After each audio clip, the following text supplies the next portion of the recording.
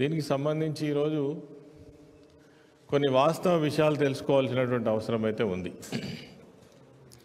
తెలంగాణ రాష్ట్రంలో ఏకైక పరిశ్రమ సింగరేణి కాలరీస్ కంపెనీ ఏదైతే ఉందో, బొగ్గును ఉత్పత్తి చేసేటువంటి సంస్థ, నిజంగా కూడా ఒకనాడు లక్షలాది మంది మరి ఉద్యోగులకు జీవనాధారమైనటువంటి ప్రాంతానికి ఒక పెద్ద పరిశ్రమగా ఉన్నటువంటి సంస్థ. ఎవరు అధికారంలో ఉన్నా ఈ సంస్థను కాపాడుకొని దీన్ని మరింత అభివృద్ధి చేసుకొని ఉత్పత్తిని పెంచుకోవడంతో పాటు ఇంకా కార్మికుల యొక్క రక్షణ కల్పిస్తూ ఈ ప్రాంతంలో ఈ సంస్థ మనుగడ ఇంకా గొప్పగా ఉండాల్సినటువంటి అవసరం ఉంటుంది. ఇందులో రాజకీయాలు చేయాల్సినటువంటి అవసరం లేదు. గతంలో చూసినట్టయితే ఈరోజు రాష్ట్రంలో బట్టి విక్రమార్క గారు ఫైనాన్స్ మినిస్టర్గా పనిచేస్తున్నాడు. చాలా సీనియర్ నాయకుడు. కొత్తగూడెం ప్రాంతానికి సంబంధించినటువంటి, ఖమ్మం జిల్లాకు సంబంధించినటువంటి నివాసి. అంటే ఈ ప్రాంతం పైన మరింత ఎక్కువ శ్రద్ధ ఉండాల్సినటువంటి అవసరం ఉంది అని నేను ఈ సందర్భంగా గుర్తు చేస్తూ ఉన్నాను.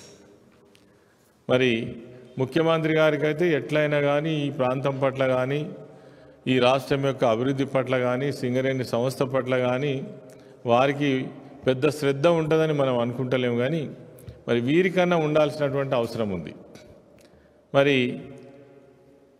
మొన్న మాట్లాడినటువంటి విషయాలను చూసినట్టయితే సింగరేణి సంస్థను ఒక 10 సంవత్సరాల పాటు కేసీఆర్ గారి నాయకత్వంలో ఎన్నో రకాల ఇబ్బందులు పడ్డట్టు, అదేవిధంగా నష్టాల బాటలోకి పోయినట్టుగా మాట్లాడడం జరిగింది. అదేవిధంగా వేలంలో పాల్గొనకుండా ఏదో ఆంక్షలు విధించినట్టుగా కూడా మాట్లాడడం జరిగింది. ఇది పూర్తి స్థాయిలో మేము ఖండిస్తూ ఉన్నాం. సింగరేణి తెలంగాణ బొగ్గు గని కార్మిక సంఘం తరఫున దీన్ని పూర్తిగా ఖండిస్తూ ఉన్నాం. ఎందుకంటే ఇది పూర్తి అబద్ధం.